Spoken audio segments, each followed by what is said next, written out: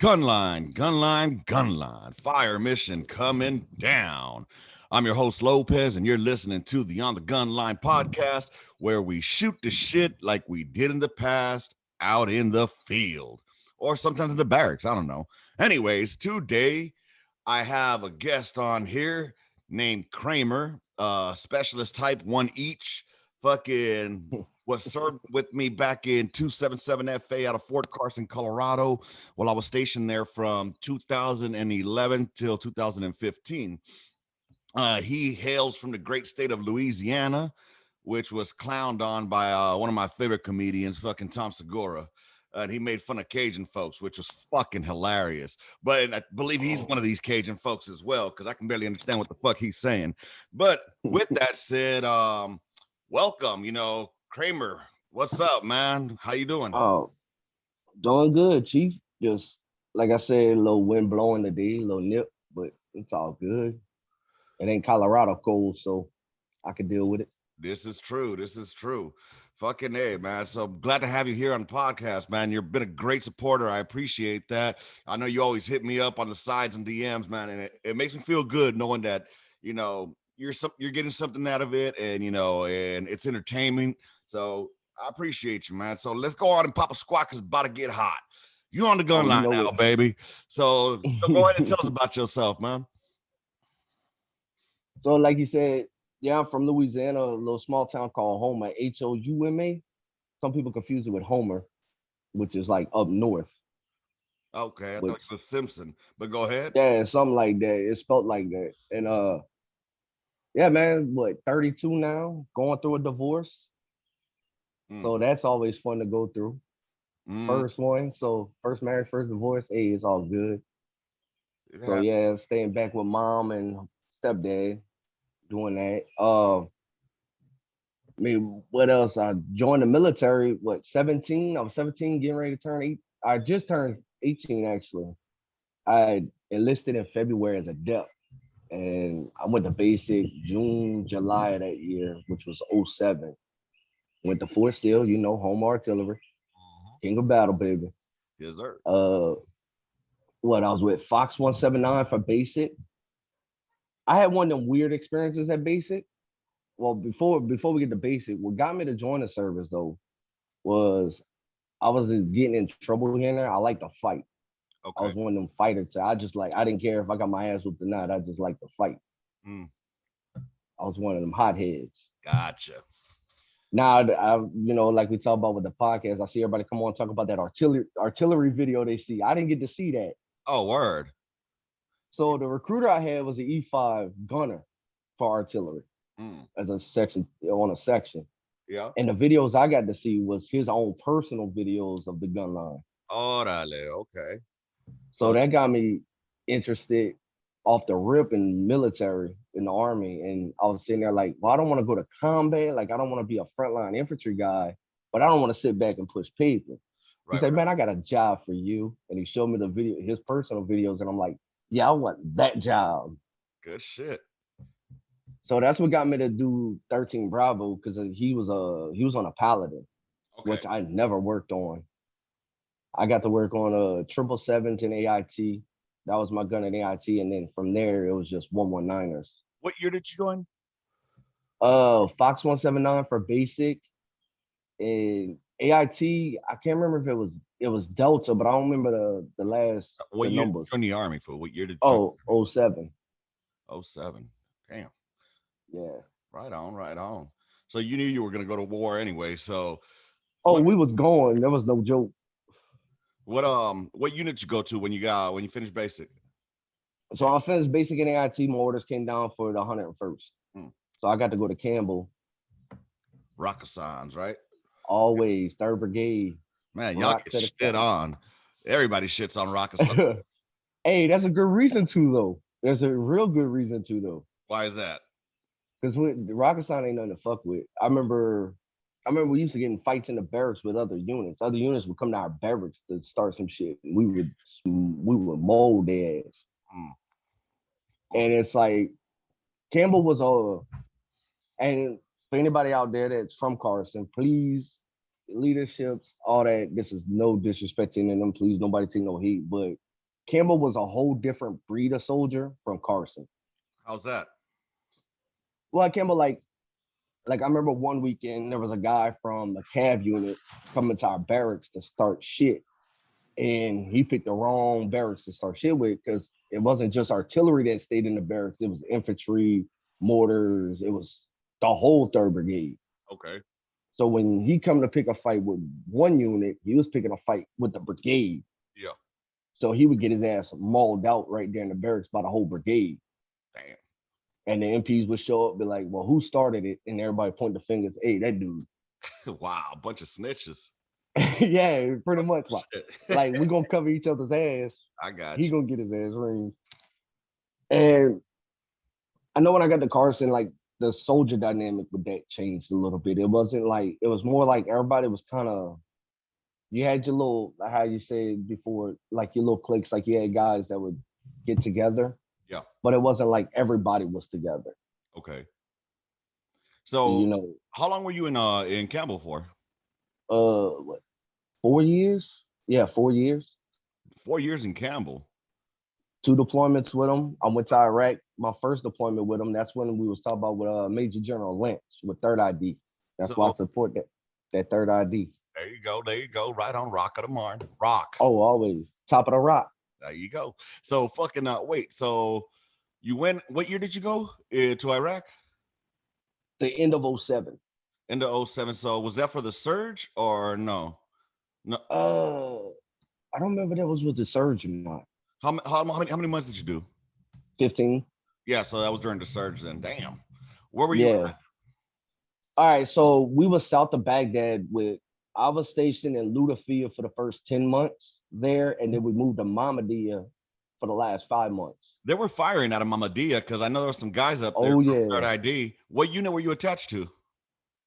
I don't remember the unit I was attached to. I know it was Third ID under Major General Lynch. Because I know that we had some guns out there in Mamadia. One of the NCOs I served with, he was firing out of there. So that's good I, shit. and what's crazy was First Sergeant Amaral. I know you remember him from Carson. Yep. We replaced his unit. He was a smoke at the time Ah, okay. in Lutafia. So Huh. we replaced him in the unit he was with. Cool shit. So that's how I got to know him before Carson. What was your mission? What were y'all doing out there? And on Patrol. We was all patrol. My battery was we was tasked out with infantry patrol, the kilo sectors. You know, the sons of what they call them, the sons of Iraq. yeah, Sons of Iraq. SOI. Yeah. So we was doing that, checking the what is it? They had their little road check, the checkpoints they Yeah. had. Yeah. How was that deployment? It was actually it was rough being young because I was only 18 at the time. Yeah. So I was really young and dumb, didn't know no better. Mhm. So it was like rough because I've never really been away from home before that. Yeah. But all in all, I mean, the morale to it was good. And Major General Lynch, that's why I support Third ID, because I think every 3 or 4 months, I remember he would come to the 5 we was at, and he would come do a censorship, and then he would take log pack notes like, hey, what guys needed personally, like hygiene wise, anything we needed personally, he would write down, and within a month we'd have it in a log pack. Okay. So him as a commander was pretty, oh my god, he was amazing. Word. Shout out to that guy. He was really amazing. That's good shit. So you did a 15-month tour over there. You came back to 100 and worst. And did you deploy a second time with them? Yeah, second time I went to Afghanistan with them. We was in the Kandahar province. Okay. I was at the 5 Waziqwa, and then we went to 5 Dayak. And that mission, I was on the gun line. Oh, no shit. So I got to actually shoot those missions. Damn, that's what's up, man. You Yeah. actually got to do your job. What were you firing? 777, 198? We had 119ers. Okay. And what was cool about that mission, I loved it because the chiefs we had at the time, I had just made my forward before we deployed. So I was a specialist right before we deployed. Yeah. And my gunner just got his corporal. And me and my gunner sitting in the barracks one night drinking and eating pizza. And me and him sitting there talking. He's like, dude, how we gonna make the section better for Chief? Like, man, Chief ain't gonna have to say shit. Fuck that. We're gonna bring the Iron Fist, E4 Mafia. Mm. Okay. And so like we kind of had that mentality going overseas. And when we got overseas, I think the first 2 months we certified, did our thing. And then it was like, hey, Chief, sleep in tomorrow. What you mean sleep in? Hey, we going with smoke. We going to lay and safe the guns. Man, y'all ain't certified. We certifying tomorrow. So we got to learn how to big three certify. Okay. And from that point on, like none of our chiefs would have that morning time instead of laying safe in the guns. They would have that morning time to do what they had to do. Right. And then we would lay and safe the guns as E4s for the chiefs with the smoke. And then both the chiefs would come out and just verify their data. Okay. So it was pretty nice. And that's what I was saying. Like the dynamic from Kreamer to Carson changed. Like, and that's what I say. It's no disrespect to anybody that was with at Carson. It's just the dynamic I seen change. How so? Like, what was the difference that you seen? So when you okay, let's finish that up. You did your tours out there. You did the 100 and worst, and then you came down at Fort Carson. That was your second duty station in your last one, right? Yeah, second and last, because I got out. I was like, yeah, personal issues. I got, and we'll talk about that. I got out. Um, like the dynamic changed because it's like, and I get it because as an NCO, you got to do what you have to do. You know, you got to put your faith in your section. You got to put your faith in your soldiers. But at the same time, like if you had a soldier like me and Chief, I mean, you seen how I was. I know you wouldn't have the way I was. There was no faith in me. Well, I mean, to be fair, you didn't work directly under me in the Well, section. we worked around each other, but I mean, you seen, Yeah, there you would have been one of my headaches. I tell you that much. Um, yeah. I'm not gonna lie. I'm not gonna sugarcoat shit. Who was your chief when you got to Carson? All right, so my very first chief was Sergeant Williams, Staff Sergeant Williams. He was with who was the other chief? Or who was the gunner at the time? He was a tall NCO. I know he was tall. I don't know him. I don't think I know him. My section at the time, we had it was Vangs was in the section, Symes was in the section. Trying to remember who I was in the section at the time. That was my first chief, and then after that, that's when Smoke Anderson had came, and we moved over to maneuver. And then at first, it was Sergeant DeLay and Sergeant Statler was my two NCOs, Okay. and then I ended up switching sections again when we was over, or before overseas. It was Sergeant DeLay, Sergeant Statler.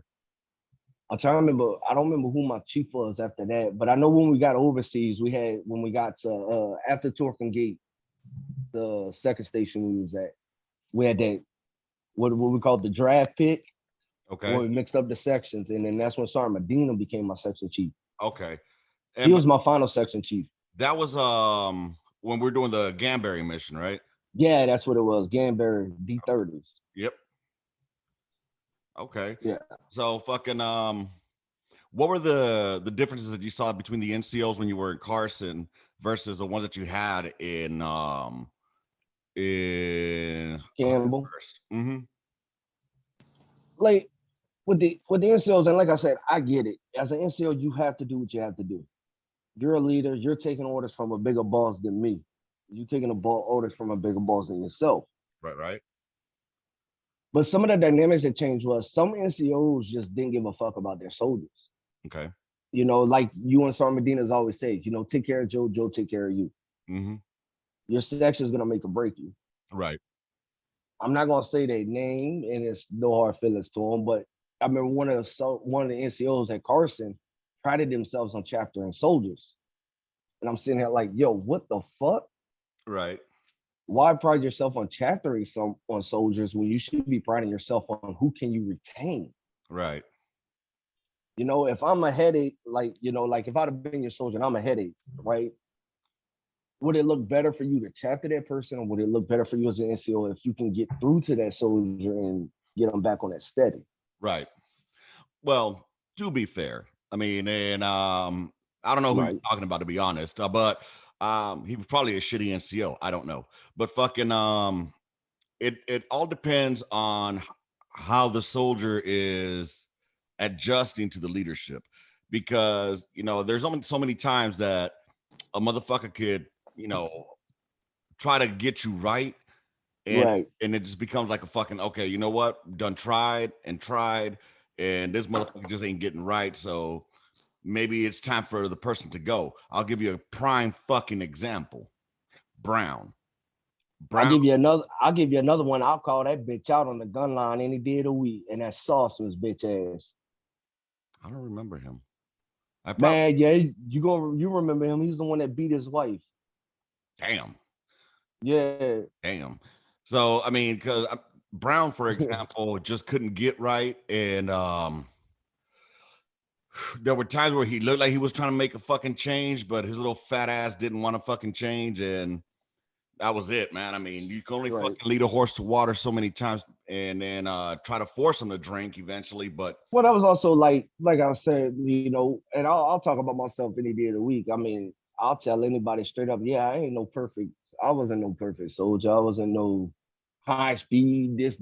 I knew my job, I knew my guns, I knew my crew serves, I knew my combat shit. right, Put me in a garrison environment, I'm a fucking idiot. Put me in the field, I'm gonna shine like a fucking star. I got you, man. There are those soldiers that are like that are fucking outstanding field soldiers, but Garrison fucking blows balls. And so you said you're from Houma? How big is this Yes, sir. town? All right, so it used to be a town, and then a couple of years ago, it got updated to a small city. They call it Little New Orleans. Oh, word. Yeah, 'cause Yeah. I know one of my buddies that I went to that was in 277 with me. He's from Houma, whatever the fuck it's called.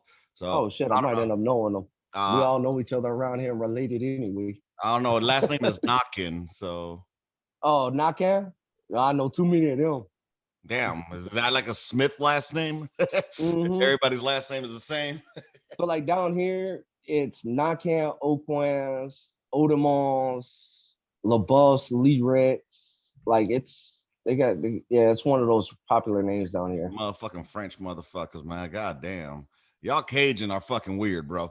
So, but yeah, man, that's We what's up. weird. Y'all weird We just motherfuckers. Man, we just like y'all brown people. We like our spices. No, ain't nothing wrong with that. I love that shit. I'm all about that shit. So, but nah, man, that's what's up, man. That is what's up. So let's go ahead and push on through on this. So you definitely saw a difference in leadership styles. You definitely because I mean, you to be fair, you never crossed over to the NCO realm. You ended No, how I many was years? talking with what I got 8 years in. Okay, so you did 8 years, and I think you saw specialists a couple of times, right? Yeah, I saw it twice. Okay. Hey, I'm shit. the one guy. I'm the one guy that's seen the lower enlisted side at least a couple of times. Really drink. It's all good, man. Hey, shit happens in the military. You know what I'm saying? And you UCMJ was there, and you either get right or get done. But dude, that's what's up. What what are some of the things that you missed? Not you're out. You're out now. How many years you been out? What 5, 6, I think, something like that. Okay. Oh, going on 7 because I think I got out in 14 or 15. Okay. I got out So in almost 7. 15. I've been out 6 years. So I got out in January of 2015. Well, I left Carson in January 2015. I was officially out in March. But Okay. what are some of the fucking differences that you saw when you left the military and when you got back to your hometown? Did you go straight back home after you got out? Yeah, I got like my first day out when I left the post. First thing I did was, man, I blazed the fuck up. I was already I was in Colorado. It's like, fuck it. I'm doing it one time. I'm in Colorado. Fuck it. Word. So I blazed up the first night, so I come straight home. I came live with my mom and them for a little bit. Mm-hmm. I got me a job at Domino's just to give me something going to start my VA process. And then I had a doctor's appointment with the VA. I went to do it, and they're like, "Hey, dude, you know you could be getting compensation, right?" I was like, "What the hell you mean?" They're like, "You did 3 tours, 8 years in. You're getting 10% automatic for gunline." I was like, "Well, fuck it, let's put that in." So Mm-hmm. I ended up putting that in. They went through my medical record, put a whole like insomnia, anxiety, so a whole bunch of shit. They Yeah. ended up giving me 70%. Nice. Good shit. And I'm sitting here like, okay, before I filed it, I was like, is that gonna hurt me for work? And they're like, nah, man, like, no, you can still work. I was like, Mhm. great. Or then like a couple of weeks after that, they called me back and they're like, "Hey, you got to come into the office. This guy from New Orleans wants to talk with you, Mr. Brown." Okay. So I go see him and hey, he's like, we set you an appointment up with Social Security. So what? He's like, yeah, he's like, well, what you got? He's like, you know, the state's pro-military. I was like, yeah. Well, down here we're gonna take care of our own. He's like, you got a date with Social Security. So I went in with them, and Social Security's even paying me now. Damn. That's what's up. And Social Security is the one that's technically disabled me, and I say technically because I work cash under the table when I can. Right, right. So I pretty much sit at home and do a damn thing, just Ain't collecting that money. that's what's up, man. I mean, hey, you did earn it. It's not like you fucking are making shit up. If you were making shit up, then we'd have a problem. So but Well, shit, other that's why I tell anybody I got an LES. I still got my ERB, my DD 214. Who wants to see it? dude, so any struggles when you got out though to try to acclimate back to the fucking to the civilian sector? Oh, definite. Like I remember working Domino's. Like that shit killed me because there was a lot of young guys, even older. Like even some of the older cats were like bitching about their job, and I'm sitting there like, well, if you don't fucking like it, change it. You Mm-hmm. know, this ain't the only job out there in this world. You know, if you hate this job, you bitch about it every day at work, change it. Right. You know, like I that was what was hard for me. What helped me out was with Domino's was my boss was my cousin, and he served out of Fort Hood, so Okay. he's ex-military. So Got when I would get on that military trip of getting ready to go off, he'd be like, "Nah, man, go take this delivery. Get the right, fuck right, out the store. Go smoke a cigarette. Take this delivery." All right. right, bro, I'm going. But if it wouldn't have been for him, I'm pretty sure I'd have probably like I'd have went stupid on somebody. Well, that's good, man. I mean, that's the last thing you want to do is catch a case. Right. And that's what I'm definitely not trying to do at all. You know, I'm trying to keep myself together. And that's why, like I was telling you, like July, I'm enrolling for the fall semester for school. I'm debating between I'm going general studies first, Mm-hmm. but I'm debating between vet assistant and something with computers. Damn. Well, I mean, at the end of the day, you're going to want to do something that is both beneficial to you financially, but at the same time, doing something that you care about doing, something that you love doing. You know Right. what I'm saying? Hey, let me see your OTGL on the shirt. Does that look pink or is it red? Nah, that's red. Okay, it just must be the color. Yeah. It might be the color.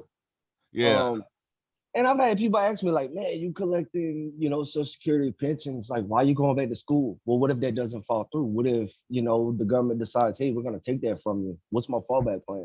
right. And that's good. See, now that's something that, that's good that you're doing on your end is getting an education. A lot of motherfuckers don't do that shit. I'm one of those guys that didn't do it. I should have done it when I was in. A I lot of think you're grandfathered in for the GI Bill too, just like oh, I am. well, no, I mean, I have the fucking I have the 9/11 GI Bill, and Yeah. I turned that in, I divided that up with two of my kids and Oh, my okay. old lady, and then because if I know that I'm not doing college, that's not me. But I'm thinking about hitting Voc Rehab to see what else is out there. I was talking with somebody about doing like home inspections, and he's Right. my old platoon sergeant. He became our first sergeant out there. I don't know if you were already gone by then, but first sergeant Pounds, he was our first sergeant. Yeah, I was gone. Yeah. So fucking well he's out now and he's doing something along those lines. So he hit me up about it. And it sounded like a good fucking idea because it's something that you can do on your own and you don't have a fucking person hovering over you all the time. Shit, I can see you now doing home inspections. God damn, Chief. Top of the fucking Exactly. door, dusty. Exactly, bro. That's what I'm talking about right there. Doing home inspections just is part of my job that I used to do, PCCs and PCIs, man. You know what I'm saying? Yes, So sir. before a home gets sold, I'll go and check that bitch out. But I mean, I gotta see what it's all about first and what it requires and then probably move forward on that. But that's what's up, man. So what are some things you do miss about the gun line, about being out there in the military? Man, I just missed the shooting the shit on the gun line. Like I remember Campbell, we never got caught, but we used to drink and shoot guns all day long in the field. I had this chief who used to bring this gallon, what he called milkshake, and it looked like a milkshake, but it was fucking stacked with alcohol. Copy, we be playing copy coon spades and drinking on the gun line. fucking fire missions back and forth. That's the Ride of Sun mentality. How many times We y'all go shoot out? shit. My battery, not once. The That's other good. battery, one time. Damn. That's some. That was a. I don't remember. I don't remember if it was my first deployment or my second. They shot out and hit a bazaar. God damn. Well, that's not fucking good, dude. So I mean, like, how were the field problems when y'all were out there in Campbell? Like, what were some of the shit that y'all used to do to kill time? Shit, spades, dominoes, drink, fuck with first sergeant and smokes. Hell We yeah. had this one smoke who was scared of snakes all the time.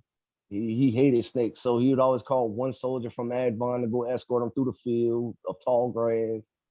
You had to lead him first. You had to go in front of him because if you saw a snake, you was his cover. Fuck yeah. Hey, you know what? Let the private get hit. Fuck that. Yeah. And the fucked up part was I was his Advon driver. Oh shit. So I was the guy always going to save his ass. Right on. Dude, Uh, go ahead. so yeah, so I mean, we found all kind of ways to kill time. We used to fucking make Chief. We thought we shot the prop temp a couple of times. This We fool. used to make him think that shit. I remember a guy shitted in an ammo can. Yeah, you gotta go, baby. No. It was a joke because he took the ammo can and put it back on the ATC rack. So when the ATC went to grab the fuse, Oh, guess what he's grabbing a handful fuck that. of? Yeah, we used to fuck with each other hard at Campbell. I think I just remember who Sergeant Williams was. Was he the Indian dude? Yeah, tall Indian, kind of a Yeah. little heavy set. Yeah, Yeah, that he was my rode a first bike. chief.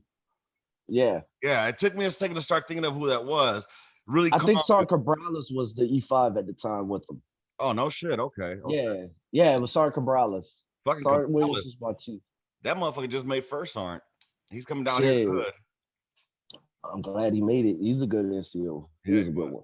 Yeah, he is. Yeah, he is. So what's up? What else is going on with you in life, man?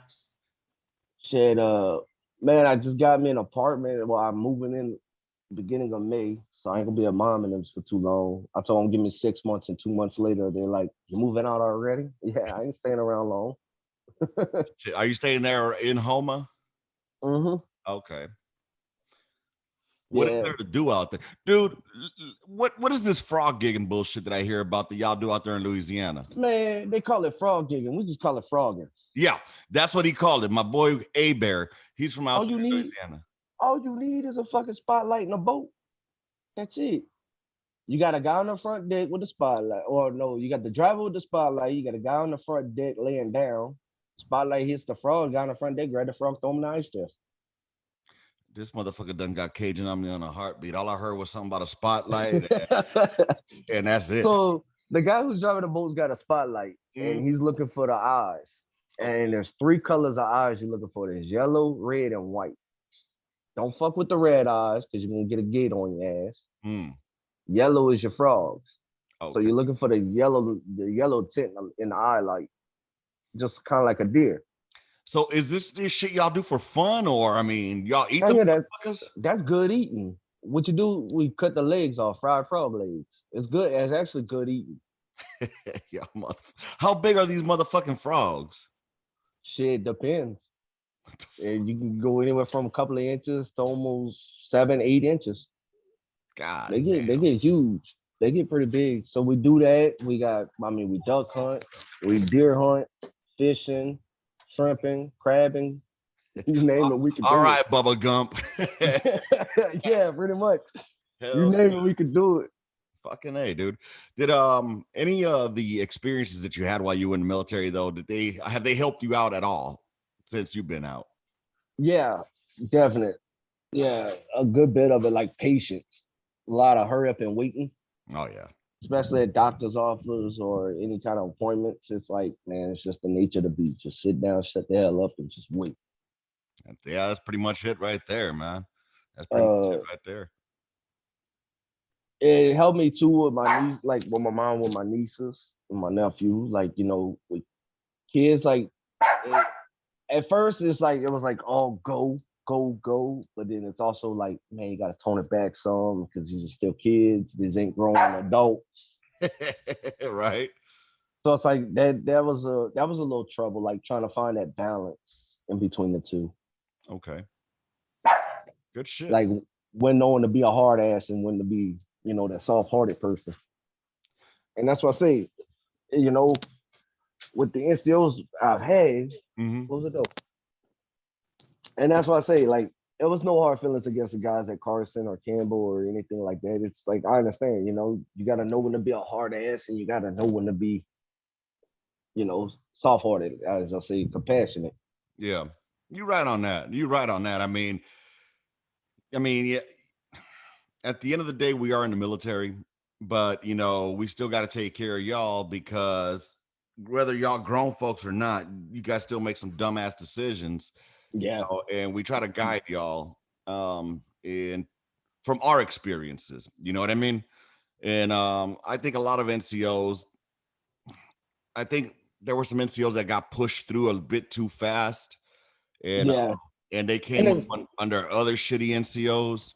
the same thing was, and the same thing happened what has happening at Campbell too when I was there. Like some NCOs, like Brigade was like, no, you need to push this guy through to make five, and you have first sergeants be like, no, he's not ready. Right. But Brigade wants them through. Right. So what do you do? Yep. One of my fucking Joes that I had, he just made Sergeant First Class, and I mean that shit made me proud as fuck. Seeing Schnabel. Yeah, I seen Schnabel made it 7. I'm glad he made it. That was a good guy. Yeah, dude, it's crazy because I remember he was talking about almost getting out, and then when he went to fucking drum, I guess he ended up going air assault, and then he ended up going fucking airborne. Then he's at 82nd now, and I mean it's great to see that dude fucking doing good shit. I told him, man, if anything, I hope you learned from me was, you know, what not to do. Because I know there were times that I was maybe a bit of a hard ass where I shouldn't have been a hard ass. Hindsight is 2020. Yeah. You know what I mean? But, So, but at the same time, like, and I'll say this, like you and Sergeant Medina, okay? I'll put you two guys together because, I mean, y'all was always around each other a lot, you know.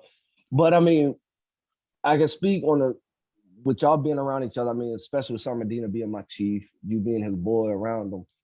Y'all were the NCOs that I looked up to the most because y'all were fair. Y'all were firm, but y'all was fair. It's like, all right, man, hey, you fucking up, what's going on? And it's like if you didn't have, like, I wouldn't say a legitimate excuse, but if it wasn't something if it wasn't piss poor, it's like, all right, man, look, let's handle this. But if it was some piss poor bullshit, like me showing up late, not shaved, like, yeah, of course you're gonna be on my ass like white on rice. Like I remember CQ looked at one morning, me and you had CQ that morning, and I come in and I didn't even shave, and you're like, what the fuck is wrong with you, guy? I was like, hey, chief, I woke up late. Nah, bro, you better hit that motherfucking that latrine right there. Get your fucking razor. You better hit that fucking latrine. You in Brigade CQ. Yeah. Well, I ain't get my ass hemmed up. let's go ahead and fix it. It's staff duty. On staff duty, yeah. Staff duty. It was not CQ. God damn, I hated fucking doing staff duty. Fucking hated it, man. But I think I think I was fair on staff duty with y'all Joes. I mean, I would let y'all go, definitely. and then I tell y'all come back at this time. I mean, I and then I let y'all go sleep, and then come back. Yeah. And hey, then man, catch an hour underneath the desk or go in the back office, catch an hour underneath the desk. And when you come back, I'm going to go do my rounds. Exactly. I'm going to go do my check-ins. And yeah. That's how it was, baby. That's how we rolled, Dude, it's funny, hearing the Joe side of things, like I'm waiting. For those that don't know, I'm doing this one here in the morning right now. It's actually about 10:54 a.m. here in Texas. And then this evening, I'm going to be doing one with my soldier, Lindsay. And Lindsay, he actually worked directly under me. I was his section chief.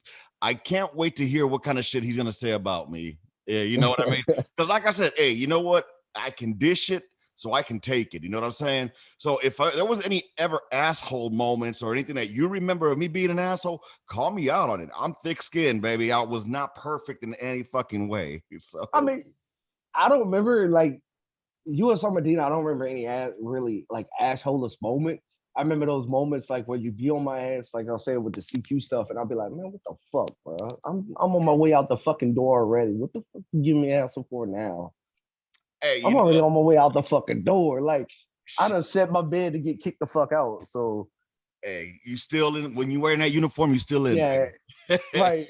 But that was my thought process too at the time though, because like I was on my way out. Like for those that Yep. don't know, my issue was okay for me to get out. My turning point was my grandmother fell ill, and she caught her Alzheimer's dementia. And so on my off time, I was calling home, checking on everybody, and everybody's like, "Nah, we work too much. We can't take care of grandma this and that." And I'm sitting there thinking, "Man, what the fuck do I do?" So after I hung up with them, my very first phone call after that was to my first aunt from Campbell. Okay. He had retired at the time, and I said, "Top, this what's going on." I say, "I need to get the fuck out." He's like, "Hey man," he's like, "I'm gonna tell you how to get out." He's like, "You ain't hear shit from me." All right, what's up? He's like, "Don't shave, show up late." He's like, "Do stupid shit, small shit." Yeah. He's like, "Don't go do no drugs, don't go kill nobody, don't go Right. do nothing dumb, just simple shit." I was like, "All right." So that's why I started showing up later, like late more, not shaving more, just little trouble just to start the process. Right. And then when the process was in full swing, I was like, all right, yeah, I'm on my way out the fucking door. There's no stopping it now. Like, no matter what I did, there was no stopping it. I'm already paperwork done been started. Right. And that's why I was like, man, you motherfuckers know I'm on my way out the door and they still give me hassle. I remember I remember sitting in the battery as an E1. I remember when I got busted down the first time, one of the new soldiers come up to me with a broom talking about, "Hey, Chief said mop, we gotta sweep and mop." I looked at him like, "Bro, you better start sweeping and fucking mopping. Man, you an E1 just like me." "Nah, bitch. You see that combat patch? This motherfucker. You see that cab on that motherfucking shoulder? You better get the sweeping and mopping, bitch. I did my time." Word. Good shit. So Did you ever get into any fucking fights in the barracks?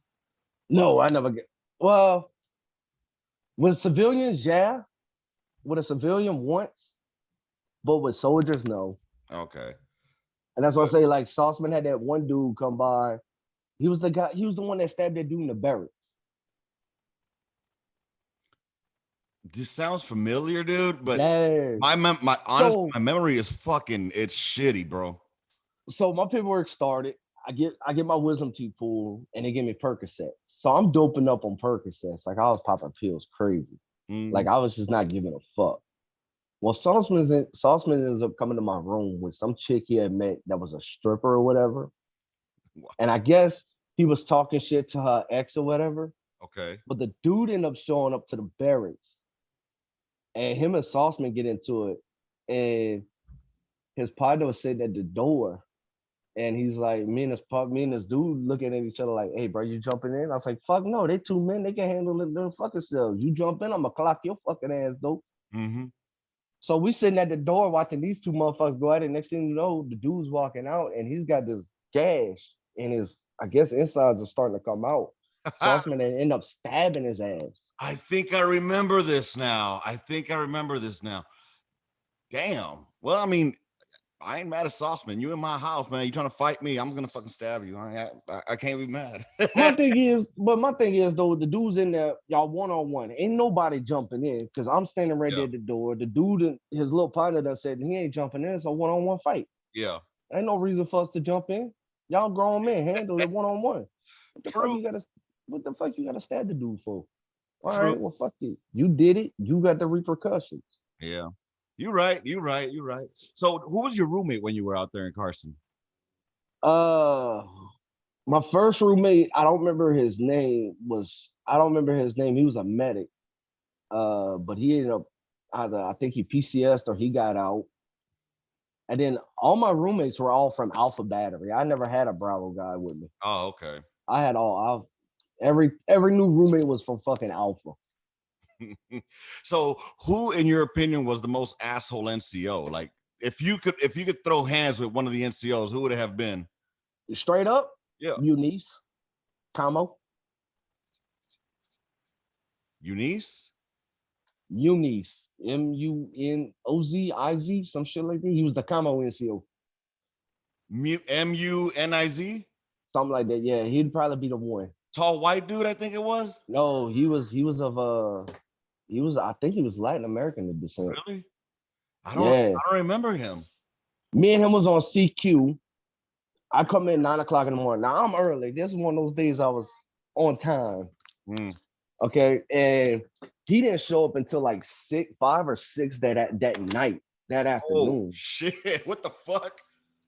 And you have first sergeant, you got our first sergeant, our BC. Everybody's looking for this fucking dude. I guess I don't know what the fuck he was doing. Right. When he shows up, he's like, "Hey man, go to defect. You got an hour."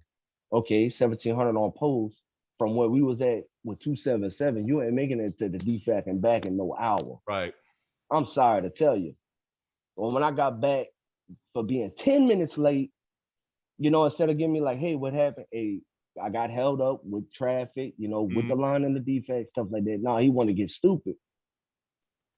And I looked at him, and like I said, I was already on my way out the door, and I'm like, "Dude, you better watch who the fuck you talking to." Well, he stood up out his chair and got up like he was about something. Yeah. And I told him, I said, "Bro, you don't know who you fucking with. I will knock your fucking ass out." Mm. Well, I ended up leaving CQ. I left him on the fucking desk. I'll go downstairs, and Sergeant Harper was my NCO at the time. I called Sergeant Harper, and I'm like, hey, Sergeant, I'm leaving fucking CQ. You about to get a call from First Sergeant. Man, what the fuck going on? So I told him, he's like, man, hang tight, smoke a cigarette. He's like, let me call Top and smoke. He calls me back, and he's like, yeah, go to barracks. They're gonna send a guy to replace you. Damn. So I end up going back to the barracks, and then next morning I gotta go see First Sergeant Commander for an Article 15. Fuck. Because I ended up telling the dude, like, man, fuck CQ. Yeah. And so when I went to see the battalion commander, Sergeant Major, they were like, oh, so you saying fuck Sergeant Major's SOPs, fuck Commander's SOPs?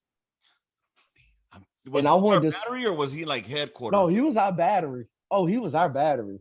Really? Why do I not Man. remember this guy, dude? Me and him I didn't see eye to eye with him because of a lot of reasons, but that was my boiler. That was my pushing point with him. But see, here's the thing. I don't remember this guy. I mean, fuck. You remember Menchaca? Yes. Menchaca. All right, he was Menchaca's NCO for Camo. But Menchaca was supply, bro. Was Menchaca supply? I thought Menchaca was in Camo. Nah, he was, because the only motherfucker that I remember being Camo for us was no, that's right. He was fucking NBC. Okay, you know what? Wait a minute. Did he wear glasses? I don't remember if he wore glasses or not. I don't think he did. I don't know, dude. I might have to fucking look this shit up because it's But bothering. me and him didn't see eye to eye for a minute because I remember I can't remember the section chief I had, but at the time when we had those motor pool days where we stayed to like 18, 19, 20, 100, doing the guns in the motor pool for what maintenance. Right. I think it was fire U6 when we take the guns apart, grease them all. Right. I'm coming from the battery to head to the gun because my chief called me to come see. He's gonna stop me in the middle of that, like, hey man, I need you to help my guy get this vehicle ready. I'm like, are you fucking high? My chief comes first. Right. Well, you're a soldier, you gotta do what I say. No, that's your job, that's your guys, that's your truck. My gun comes first. I'm gun line. Right. My chief will come before any fucking body. Yeah, I mean, if anything, he should have fucking told your fucking your chief or something of that sort. Well, he didn't clear. I don't know if he cleared it or whatnot with my chief, but I don't think he did. And so like that kind of started it, and then the CQ thing happened. That kind of ended it. Do you remember what his first name is by any chance? No, I don't know. I'm His looking up first on name. fucking Facebook, but I can't fucking. I'm trying to. But I think the only reason why I throw hands with him is just it wouldn't be the fact because I don't like it. Wouldn't be the fact that I don't like the guy. It's not that. I mean, everybody's to each their own. The thing is you an NCO, you got that rank on. Don't bow up to a fucking soldier. Don't bow up to nobody. Right. I'm a soldier. I'm not gonna bow up to you. Right. You know, I came in with the old school army. You don't put your hands above your waist. That's a threat to an NCO. There you go. I mean, and that's a good way to think about it. I mean, that is fucked up what he was doing. You know, I mean, you buck up on me like that, shit. We going at it. I don't care if I'm wearing a uniform or not. I'm coming back to the old me. We gonna throw hands. We gonna fucking throw hands. Yes, sir. Yes, sir. I think the Army needs a lot of that still nowadays. Motherfuckers out there just don't listen, don't understand that. You know, these hands are rated E for everybody. Shit. But and that the Army, man, that shit, like I don't regret anything I don't regret anything I did in the Army. Everything's done for a reason or whatnot. But the thing is, yeah, we put that uniform on, we take that oath. we trying to leave our old habits away. But like you said, you got some motherfuckers that'll push that old habit back. Right. Any regrets that you have from the time in the military? I think the only regret I have is not wanting to be an NCO. My first sergeant for Campbell knew my reason on that. Like I because he wanted to push me for 5 before I left from Campbell to Carson. Mm-hmm. And I respectfully declined him. And he's like, man, why? I was like, hey, Top, I can't leave no guys. I me personally, I don't know what call to make that would be right, what would be wrong, morally, ethically, or legally, whatever. So I think that was my only regret, not wanting to be an NCO. Right. I mean, because honestly, becoming an NCO, it's not like it's a trial by fire, and if you're going to the promotion board, it's because you have the potential to fucking we promote based on potential. Right. They saw the potential in you at that time. It wouldn't you would have fucking learned and your other NCOs would have helped you out, especially back in those times. NCOs were still a pretty tight knit fucking group, at No, least at fucking that time. right. Fucking right. Because I mean, they had the mafia behind their ass. The NCOs had the mafia behind them when the mafia was strong. Dude, You couldn't fuck up as a soldier. even even in Gambury, I remember like we all stuck together. Like, they used to call us the Sixers. Fucking Yeah. it was These sixes always stuck together. Yep. It was myself, fucking Medina, Jewel, fucking Who's all the NCOs? Christian. Yeah. All And, the E6s stuck together. All the E5s stuck together. yep. And I mean, we look out for each other, not only that, but we guide each other, we help each other out. If I don't have the right answer, I'm gonna lean on somebody that does have the right answer in order to make me fucking better. You know what I'm saying? Oh, one sec. It's all gravy, baby, because I'm gonna start. Oh, it's already almost time for me to go to work, baby. Oh, So, you about to go to work, huh? yes, sir. So, with that being said, man, I appreciate you being on here, Kreamer. We need to have you on here again where we get a little more time to oh yeah, discuss definitely. some more shit. Like I said, I'm free anytime, man. It's just I help mom take care of the house and her grandbabies. Hell yeah, dude. We got about another 5 more minutes that we can go ahead and discuss some shit. So, what else is on your mind? Like, what else goes through your mind? The only other thing is, and for those in civilian sector that don't know, I was telling you about the stolen valor thing. People don't understand why that's such a big thing with us in the military. And if they need to really know, they need to look at Arlington Cemetery. Tomb of an Unknown Soldier. What it represents, what it's there for. And that's why I wanted to bring that out. Like a lot of people, like I said, the civilian sector don't understand why that's a big thing. Right. To an unknown soldier, they need to understand what it represents, which is, the men and women that don't get to come home to their families every night, every day, and stuff like that. So if you one of them motherfuckers that's out there that wants to fake like you've been in the military, I'm gonna say it right here on the gun line. You know where I'm at. You know my city. You know my state. Come catch some hands. There you Cause go. I'll bust your ass up. Look at that cajun coming out of that motherfucker. Hey, And he there's a rats lot those of us. alligators. Hey, there's a lot of motherfuckers. There's a lot of us down here. So if I can't whoop your ass, I know some cats that will. Dude, that's fucking funny, dude. What else? Let's see. I remember y'all. We were talking at one time about what was it? You were saying something along the lines of, I think it had to do with merit based motherfuckers getting like I don't know if it was you or for somebody else. Oh, with the awards? Yeah. Yeah, y'all go in. Yeah, what I was saying with that was, all right, like when I came, when my count time at Campbell, okay, like AAMs, RCOMs, those weren't just handed out like they are nowadays. Them bitches were earned. If you wanted something handed out, it was the Impact Awards. That was your handout award. But now it's like, oh, you show up on time to work, shaved in the right uniform, here's your AAM. Right. Oh, you know your job, here's your RCOM. Right. Like, what are you doing to earn it? Just because somebody knows their job, they know their job. Exactly. You're doing what you're supposed to do, so you're getting awarded for doing your job. I mean, I understand giving a pat on the back during a field problem, like, hey, man, good job. Y'all kicked ass out here at the end of the field problem. You know what I mean? I'll tell that to my Joes, like, hey, man, we kicked ass out here. Good time, good shit, good training. But like, I mean, to get like I remember guys at Campbell, like we would turn down AAMs. Mm. We were turning them down. Like they were like, "Hey, we're gonna put you in for AAM." Hey, chief, I don't want it. Why not? It's only 5 points. I want that 15. I want that Archon. Word, that makes sense. Dude, is that a fucking stud in under your lip? Yes, sir. I guess that's good for giving head. I want to get it done a couple of weeks, what, almost a month ago. Dude, you too old to be doing that shit, man. You in your 30s. Hey, man, I'm freshly single. Got to put some new meat on the hook. I feel you on that, man. I feel you on that. I couldn't do that shit while I was married. That shit was controlling too much. Well, That's why. at least you fucking going through this divorce shit while you're out of the fucking military and not during it, because Oh that's a man, whole fucking different beast right there. I pissed off. I pissed off last week. Oh, Yeah, because she thought she was getting. She think I don't know where she got her information from, but she thought she was getting some of that compensation pension with trying to go for alimony. Like, nah, bro, you better get the fuck on with that shit. dude, you guys should just be having a quick fucking easy. You pay your bills, I pay my bills. That's it. The end. It should have been that simple. Like, even when we were splitting, and what made it bad, what hurt me the most was my birthday. The morning of my birthday, I got told she wanted a divorce.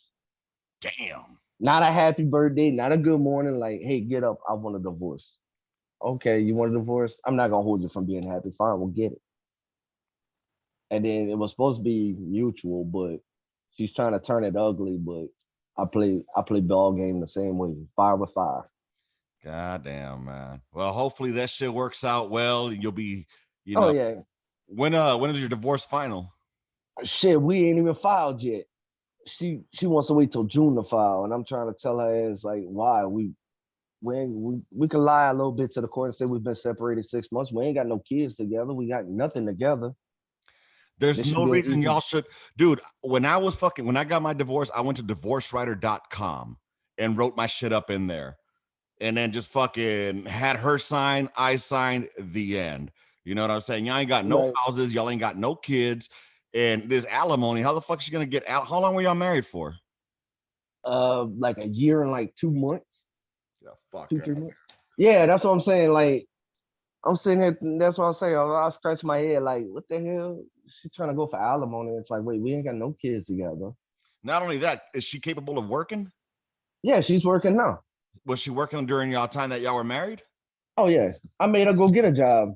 So yeah, that's fuck all that bullshit, bro. Anyway, it is time for me Oh to yeah. actually start getting ready to clock in, though, for real. Kreamer, I appreciate you being here. Any shout outs to anyone before we dip out? Yeah, everybody at Campbell and Carson. I don't remember all the names. Everybody I served with, like I said, there's no hard feelings to anybody. Even some in these. I wouldn't throw hands with them now. Like, man, maybe anybody Buddy, whoop feels your like ass. he might. I don't know. I gotta I ain't figure gonna out who this guy is, man. It's gonna be bothering the fuck out. like. I'm not gonna say I can whoop everybody's ass, and I can't whoop nobody's ass. You never know. Everybody fights differently. Everybody got their own Exactly. thing. And ass whoop's an ass whooping, See, whether you take it or not. a lot of motherfuckers think they rank somehow gives them magical powers to beat a motherfucker Yeah, up. yeah, that right don't beat streets, bruh. No, that rank, it does not give you fucking Street Fighter knowledge. You know what I'm saying? So Yeah, that's some good shit to kick out to some of them new NCOs out there. Make sure that if you're gonna fucking try to buck up, or you know what, to those new NCOs out there, if you think that your rank is gonna give you authority to buck up to a private, remember there's gonna be a private out there that was probably a fucking Golden Glove fucking boxer out there. well, I wasn't Golden Glove. I So wasn't Golden Glove, but you might get that private that like me got a mouth on them that can back it up when them uniforms off. this fool. Damn it, Kreamer. It's been a pleasure to up with you, man. Keep in touch, brother, and I'll have you back on, here in some time. Catch up with you, see how your divorce eventually went. Oh yeah, and tell Hunt to stay black. Will do. Oh, and by the way, he was 100 and worst as well, but he was I bald. know. Yeah, he was the balls of the eagle. Yep. He always got fucked over. Oh, I'm sure he'll listen to this shit, and he'll probably have some words for you too. All right, then. You have yourself a good one, Kreamer. Be easy out there, and it's good catching up, baby. All right, man. Y'all too. Anytime like I said, I'm free for the gun line. Word, too easy, man. Love, peace, and hair grease, and rounds complete, and the mission. Gunline. All right. Bye, y'all. Later.